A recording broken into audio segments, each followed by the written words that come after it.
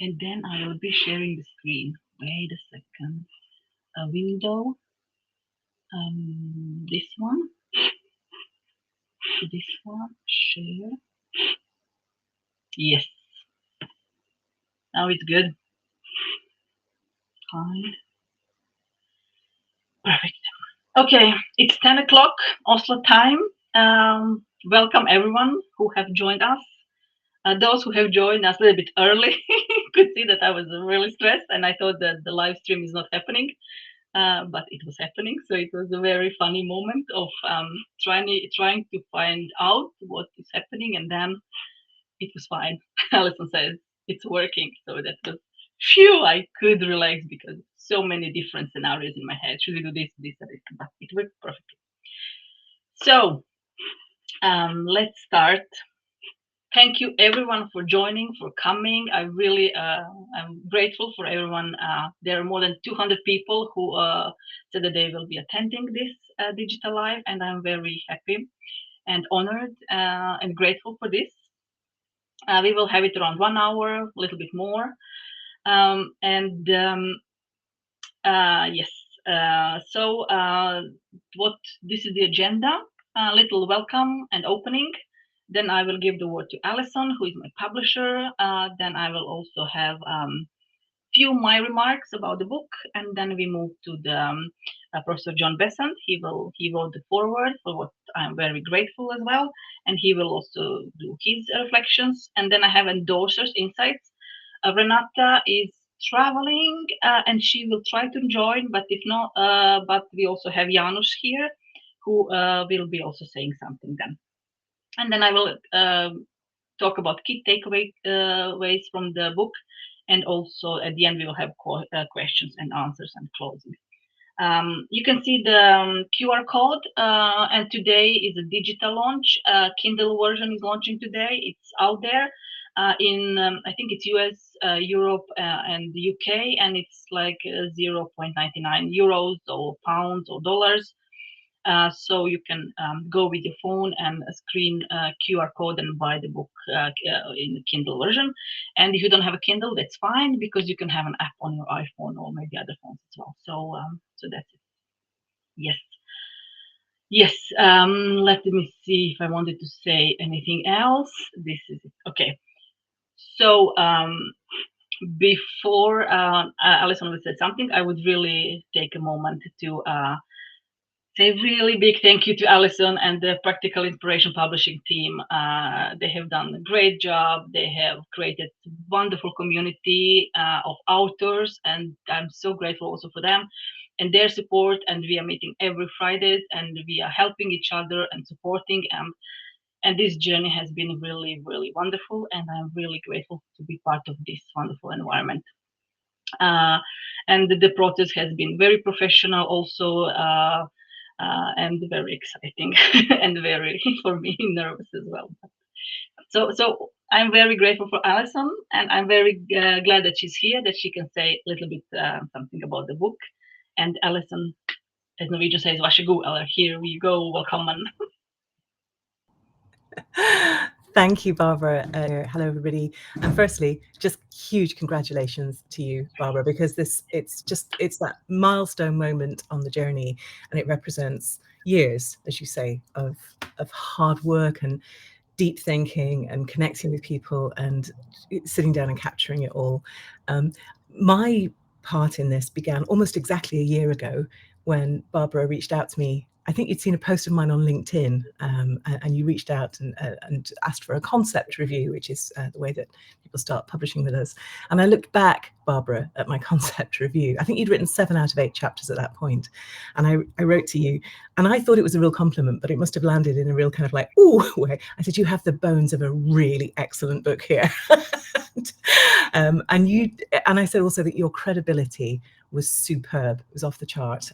And I think what you did in response to that, the way that you clarified the message of the book and really, chopped away anything extraneous, and now we have this beautifully clear, engaging and practical and inspiring book on innovation, which really moves the conversation forward. And I just want to say thank you as a publisher for really responding to that feedback and producing such an excellent book.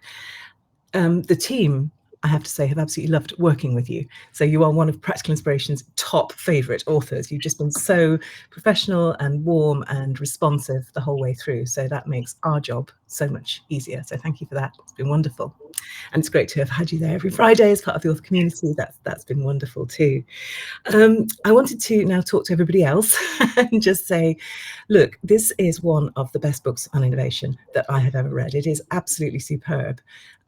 I would say that because I'm the publisher, and Barbara would say that because she's the author, but honestly, it really, really is. But people out there aren't going to believe us. They might believe you.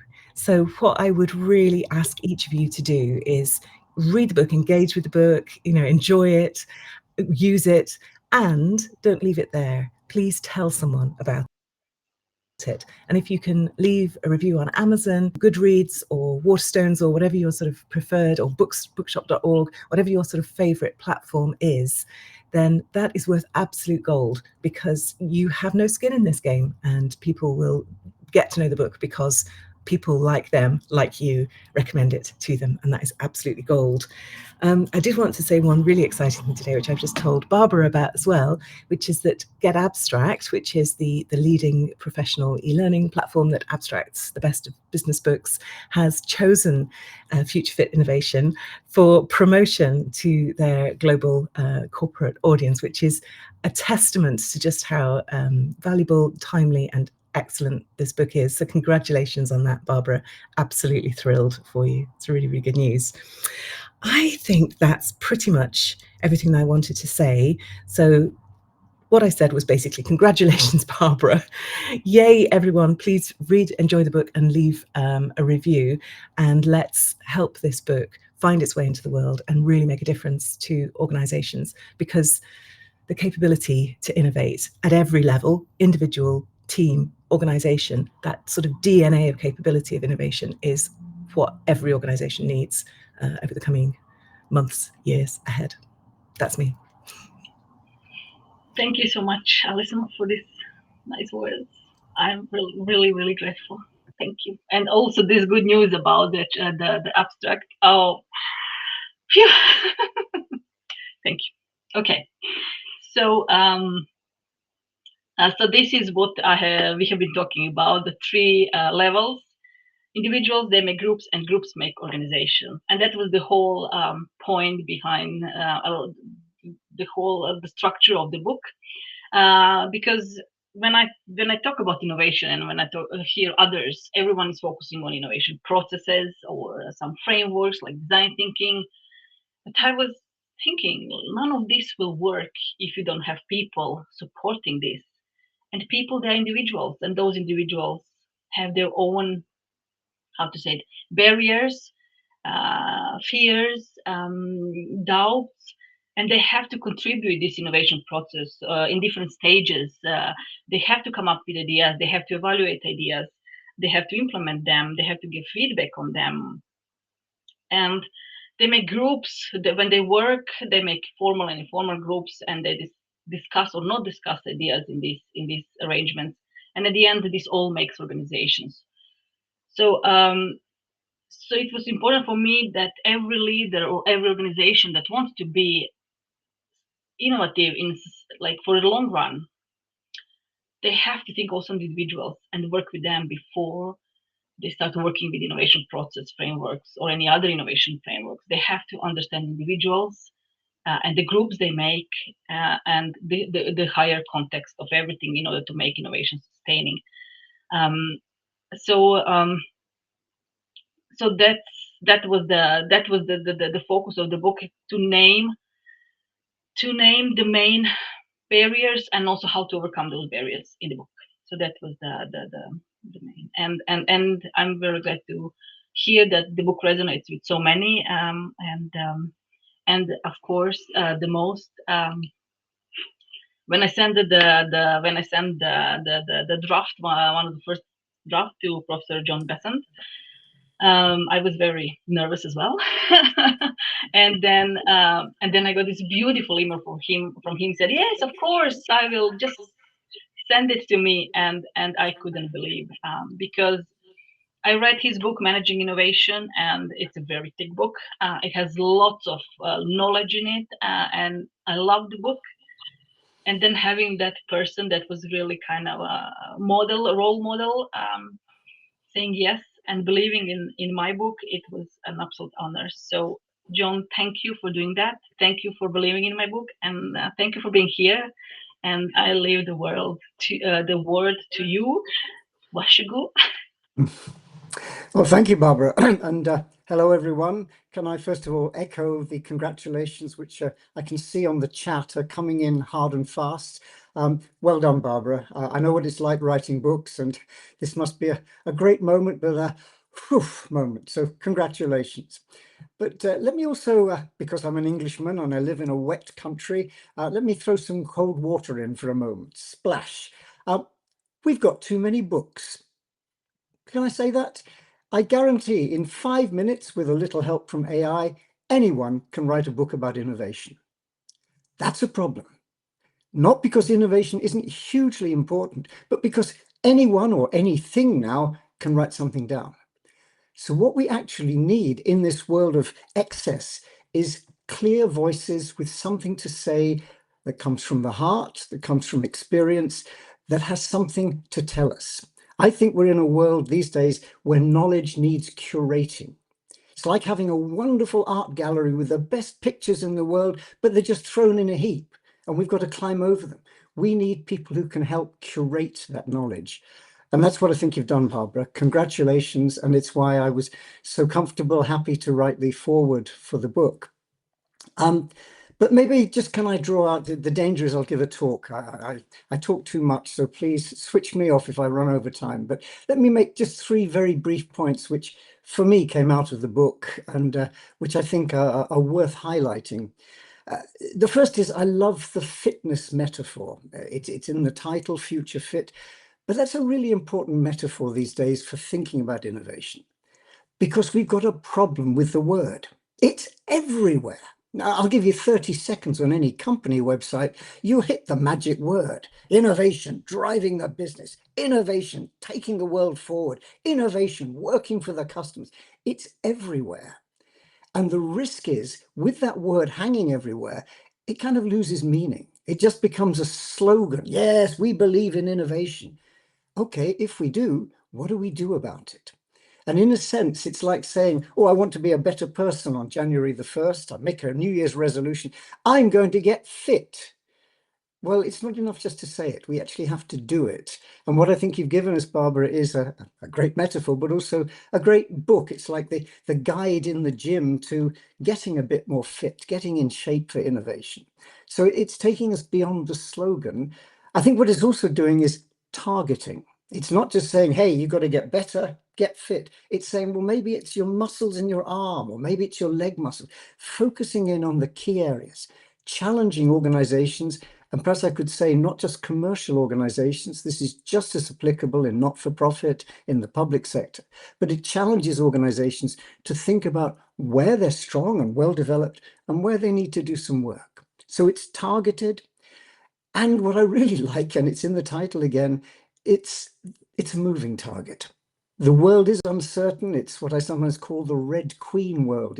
It's like that character in Alice in Wonderland, where things are moving so fast, constantly changing. In a world like that, it's not enough just to be fit. We've got to adapt with a very uncertain future. So it's that idea of future fitness. So I think, first of all, in the title and in the concept, you're onto something very helpful and valuable. And dare I say, in the way you've written it, very practical. I think the style of writing does communicate, and that's quite a difficult skill these days. But perhaps for me, the most important piece of this book, and the thing that really shines through, is the people angle. You said it yourself in your introduction. It does put people center stage. And I think particularly in a world where AI is coming at us from all directions, that's really important. We've got a situation where we're being told perhaps AI could replace us all. I don't believe that. I'm an optimist. I've also seen some revolutions in technology in the past. They promised so much. I was in at the birth of the microelectronics revolution in the 1980s. It undoubtedly changed the world, but it didn't wipe people out of it. It actually augmented what people can deliver. It allowed different things to happen, which now we're very grateful for. And I hopefully think that AI will do the same. But we need to start with the people. And in particular, in a context like innovation, we need to recognize that our real challenge is channeling what's already there. As human beings, we're natural innovators. We wouldn't have survived as a species if we weren't able to innovate. I mean, we're not very big, we're not very strong, we're not very fast. We'd have been wiped out if we weren't able to think, to share those ideas and build on them, to innovate. And that skill is still at the heart of any organization. It's, if you like, channeled creativity, but it doesn't happen by accident. And what I think and what I really like about in the book is the fact that you've laid such emphasis on a culture, on creating the context in which innovation is the way we do things around here. Yeah, but that doesn't happen by accident. It certainly doesn't happen by having a slogan or waving hands and saying, yes, let's innovate, everybody. It needs work. And I think what you've done is given us a clear and research-based understanding of what it is to create an innovation culture. It's not easy. It takes a lot of effort. It does need leadership, another of the strong themes in your book, but it is hugely about creating the space in which we can do what comes naturally. So again, congratulations. That certainly for me comes through very strongly. And can I perhaps then move from that to the third point, and then I will stop talking. But for me, the other really valuable thing that's come out of the book is the sense of purpose. I'll do a little plug here. I write a blog, and my most recent blog, which you can also find on LinkedIn if you check my page, but my latest blog was inspired by something I saw in Time magazine. Time magazine does a feature on the best innovations of each year, and it's got some great stuff in there. But my attention was drawn by a friend to a gadget which basically is a robot cat, a little miniature robot cat that sits on the side of your cup and blows your coffee or your tea until it's cool enough for you to drink. And it just got me thinking, yeah, from a technology point of view, and I'm an engineer, I love technology, but that's amazing. Wow, to get a robot to do that just the way you wanted it, fantastic. But do we really need that? And that's the challenge. And of course, this was a kind of advert for the company to advertise their more serious innovations, and it got attention. But it does make us think, what's innovation for? What's the purpose of it? And dare I say, we're in a world which has plenty of challenges in terms of not least 17 sustainable development goals the United Nations have codified. We've got a world to fix, lots of things to innovate around. It's all about purpose. And that's what I think shines through very much in your book, the idea of purpose, the fact that we do need to think very hard and to act hard. And I think this is the angle that I resonated with perhaps the most. My career in innovation started in a university department called the Technology Policy Unit, which was an attempt to mirror something called the Science Policy Research Unit. These were research groups way, way back in the 1980s, which had been set up back in the 1960s, basically to say, it isn't just about technology, it isn't just about innovation, it's innovation for a purpose. These days we call it responsible innovation. Then it was the social responsibility of science. Doesn't matter what label you pin on it, what it really says is we need to think about purpose. And purpose isn't just saying, yes, we should do it carefully. We need to have mechanisms, ways of thinking about how do we include all the voices to help shape innovation. How do we anticipate? How do we look ahead? The future orientation in your book, and how do we act in that responsible fashion? And so you've identified some clear targets, particularly obviously the sustainability challenge. But what I really liked in the book was this emphasis on purpose. So I could go on. I'm very happy to be one of those voices, Alison, to spread the word. I think it's an excellent book. As I say, nicely written. It reads very easily, but with plenty to say. So congratulations, Barbara. I think it's a great book, and I wish you all the success with it. Thank you. Thank you so much, John. That was both Alison and John. That was so wonderful to hear all those nice thoughts. And thank you. I don't know, should I also comment a little bit on them now or later? But you really pointed out all the things that I also, that I wrote in the book and that I agree are important to continue saying that. And innovation, it's so abstract and it's everywhere. Everyone says about we are doing innovation. Everyone is doing innovation, and then you find out that they are doing the web pages, and it is innovation if people actually are using those web pages. So and then no one talks about culture, because the culture is the most difficult part. You cannot measure it. It's impossible to measure it, or you can measure it and you get some results, but you don't know if how very deep they are. It's not like when you're making a web page. Oh, I don't like the red color, I want the purple. But in culture you can't do those things. So it's so much more abstract, and that's why I think it's so much more difficult to make innovation sustaining, that everyone understands. And no one wants to deal with culture because you cannot touch it. You cannot. It's very porous. It's very in between, like a dark matter of the universe, maybe. But okay, I will talk a little bit more later. I don't know if Renate is here, but we can move then to Janusz, who we have been collaborating on a project that we got. We were among 12. We were among 12 of 100 and something projects that got financing, and working with Janusz and Krakow holding. The city of Krakow was one of the also most beautiful experience I had, and I'm very grateful also that Janusz said yes to read the book and to also provide endorsement and today say something. So Janusz, please. Yes. So Barbara, thank you very much for inviting me, for having me during this wonderful event. And of course, congratulations for such a interesting and important book. I was thinking why this book for me is different from others. What Professor Bessant said, that we could find probably a lot of articles, a lot of books about innovation written either by specialists or by artificial intelligence.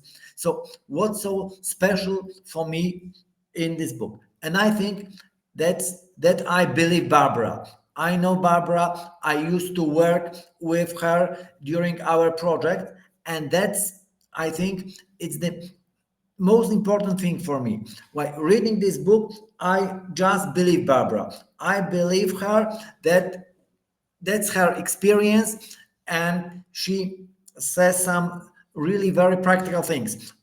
Of course, I haven't had an opportunity to read this book completely throughout the book, but some pages, because I got it like 1 week ago, and I would like to concentrate more.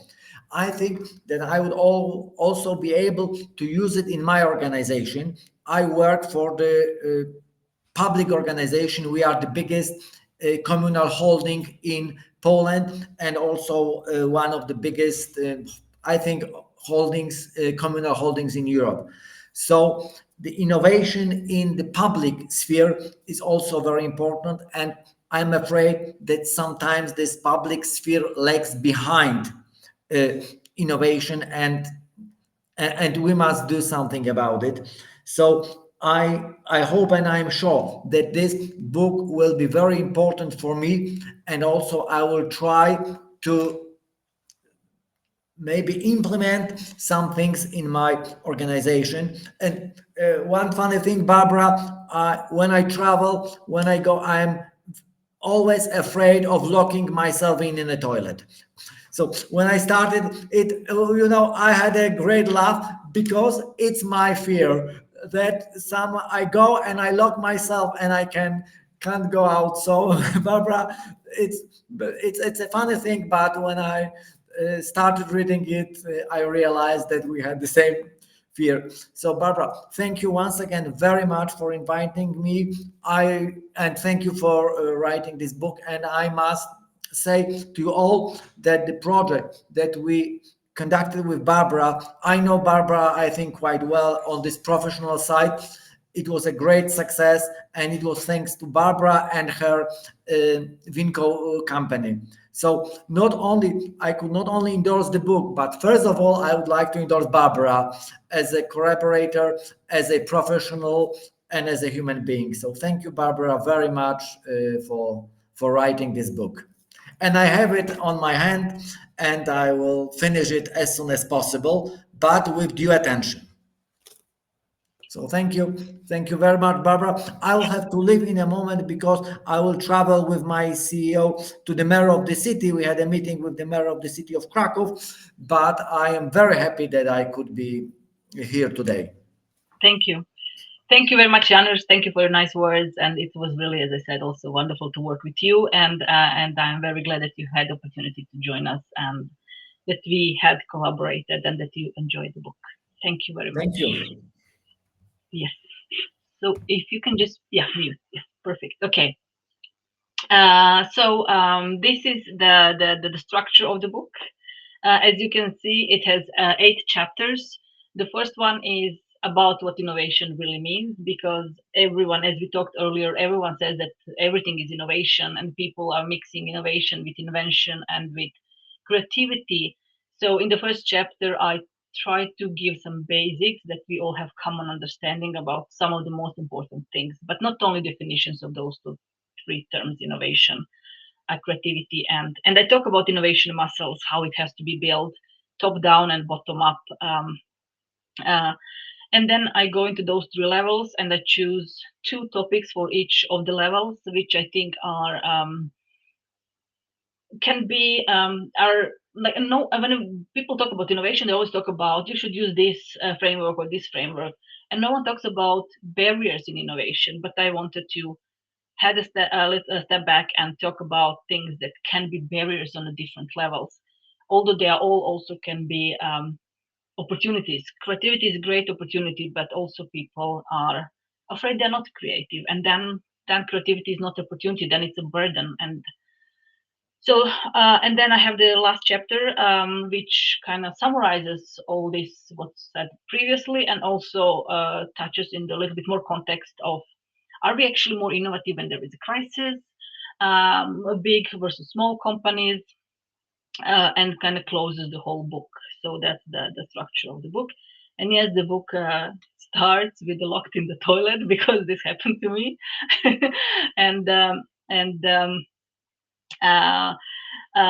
and you know, I made also a video about that, and then a person said, "Oh, look how being locked in the toilet make you to make a video," but actually, the being locked in the toilet make me to write also a manuscript for my TEDx talk, and also this book. It's a start. So when you're locked in the toilet, it's not maybe a bad thing. Lots of things can happen. So so what, as I said earlier, I wanted to bring the human side of innovation to the table, to innovation table, because this is also often overlooked. If we as individuals are afraid that we are not creative, then the innovation process, it will not work.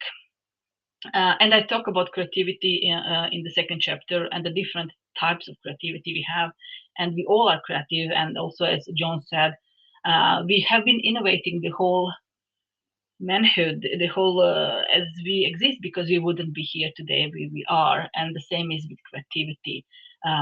We all are creative, just in different ways, and the creativity usually is always taken understood as a synonym for artistic, which is one side of creativity. So that's and then also people have to be seen, they have to be trusted, they have to feel safe to explore ideas, because at the bottom of innovation is ability to explore, experiment, to test, to challenge status quo, to ask questions that are different than what we have been asking for weeks or years, because they create new insights and they can spark new, better decisions. Which will bring us to the second point, it's strong innovation culture. As I said, culture is very, very abstract. And it's difficult to measure, it's difficult to feel. It's the norms, it's the values, it's the behaviors in the company. And that's difficult to measure. But this is what actually is the core of innovation, whether innovation will succeed, whether it will be sustaining, or it will be just one term, like a fad, like a fashion, came and left. And as John said, it takes much more time, and I like to compare it with the marathon. Innovation is not a sprint; it's preparing to be innovating successfully in many years. It's like preparing for a marathon. But what's the difference between the marathon and innovation is that, you have to be on this marathon fitness level all the time. You always have to try maintain that fitness level, which is very difficult for years, for organizations, for 5 years, for 10 years, 15 years. So and that can be exhausting. So and that's why I think that culture starts with everyday interactions, how we listen, how we learn, how we respond to mistakes, and trying to maintain things for the long run, not just for the sprint today or tomorrow. And I think with keeping that in mind, keeping individuals, we can make innovation much more successful, much more sustaining. Because, like some time ago, I read that everyone is doing innovation, but only 6% are satisfied with their innovation. So people are doing it, but they still have a huge gap of bringing. And I think the gap is exactly there, being more human, understanding your people, your employees, your teams, helping them. And when I talk about innovation in the first chapter, building it top down and bottom up, the innovation muscle, it's the leadership that has to create environment, provide the environment, and it's the people who have to build it bottom up. Because when you have the right environment, then those people will thrive. It's the fertile soil for your employees and your teammates, your colleagues to thrive. And then when they thrive, then innovation works.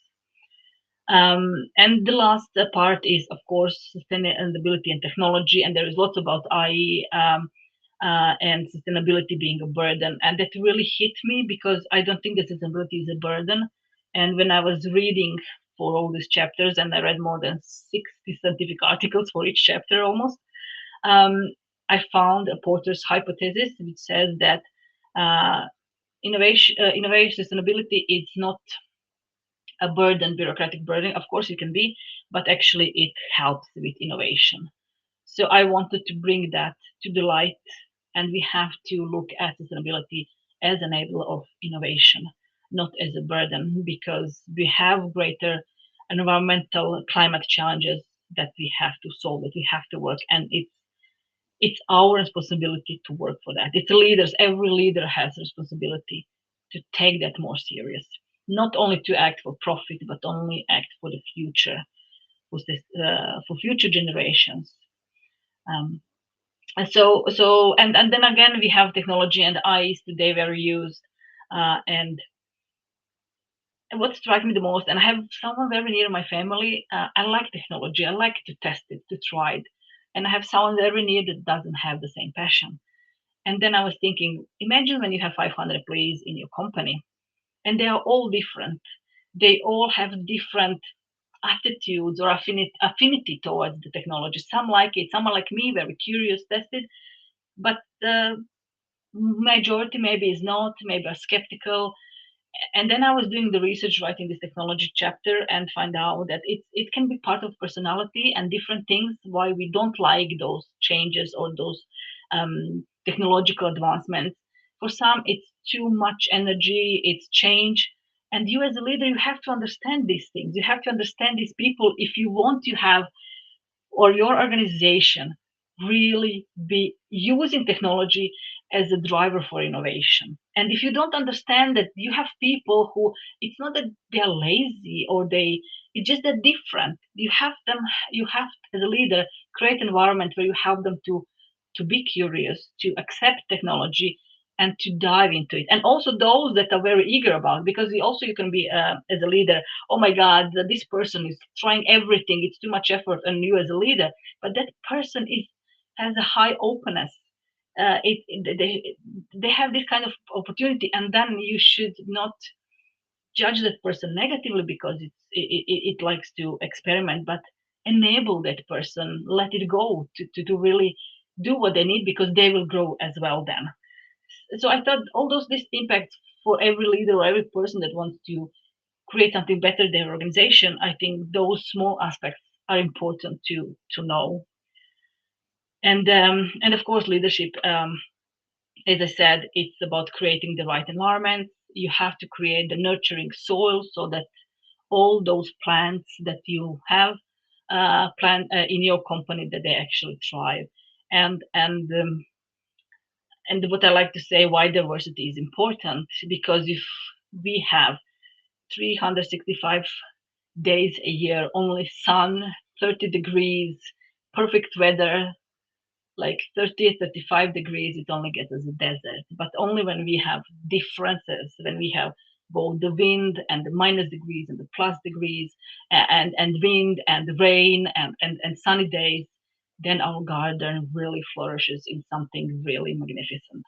Having the same conditions all year round gives you quite boring landscape, I would say. That's why I think diversity is important. And that's why the leadership and psychological safety is a key ingredient to make those plans that you have in your organization grow and flourish. So to finish, to close, as I said, innovation doesn't happen in isolation. It happens to people, to individuals who make groups, and groups make organizations. And you as a leader, or everyone who is ambitious to become one, you have to be aware of those three levels. And especially have to be aware of the individuals, and that they are different, and you have to enable them to thrive in what they are. So that's why it's important to invest in trust, in collaboration, and sustainability.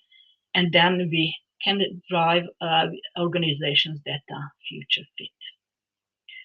So that was about the book. If you have any questions, you can prepare them until we are waiting for you to prepare some questions. And I see someone are coming in the chat. Here is again, as I said, the link to the Amazon UK page for the Kindle version, where you can buy it for £1, €1, $1. And also, if you're buying the book, you also will have resources to some free resources. I made a innovation checklist, minor glossary explaining the main terms and differences. We made a book innovation map. You will get access to free wind innovation indicator. We also did a PDF tool, so everyone who is buying the book will be able to access those. You just have to follow the instructions in the book, so that you also get, not only that you get today's offer, you also get 5 or 6 free resources. And in case you have any troubles with that, just let me know, send me an email, and we will fix it. But it should go automatically. So yes, so this is for the celebration today. Wonderful Kindle campaign, and thanks to Alison and her wonderful team. And yes, now we're open for questions, and I can see some of them. There are some questions in the chat. I don't know if you can see it, how you see it, but let me go through them. Innovation for a purpose. As a teacher, this would be the focus on people, is a focal point in the formation of innovation students. Thank you very much for all them. It's very nice to hear that the book resonates with you and that you like this. And that's exactly, you know, I'm teaching at BAE as well, and we're teaching them all those different frameworks, but we forget, you know, that in the group there are people, and we have to take care of the people. People have to not be afraid. Like, you cannot order creativity or thinking out of the box. So that's I wanted to kind of emphasize. and help leaders to understand that. So that's I'm very glad that you will be reading the book. Yeah. Is there anyone else having comments or a question? Okay, Tom, my dear colleague Tom, he's also innovation expert and he's a wonderful supporter. So thank you, Tom, for having the question. Is there just one piece of advice you could give to companies who want to innovate better? What would it be? If I can give one piece of advice, maybe it would be there is no one piece of advice, because someone also asked me that before. What is the one framework you would provide the company? If one piece of advice I could give, think as innovation as a marathon that you have to maintain your fitness level like for the 5, 10, 15 years. Like innovation, it's not one-time thing. It's a really long-term dedication. So they have to understand that. And it's complex. It's not just like, oh, this is the one tool we should use. It's complex to implement it, the culture to have. And then you have, of course, many tools, many great tools that you should use. So to innovate better, you have to understand that it's complex and it's demanding and it takes time. And it's not going to be from today to tomorrow that you will have instant results. Like, for example, change the color or the button, maybe drive you more sales. This is complex. And that's why I believe companies are not very successful. Because, at the end of the day, we want profits. Organizations want profits. They're there for the short-term profits, today's profits, but we have to think long-term. So that's nice. I hope I answered the question, Tom. Great question, and I loved it. I don't know if anyone else had anything.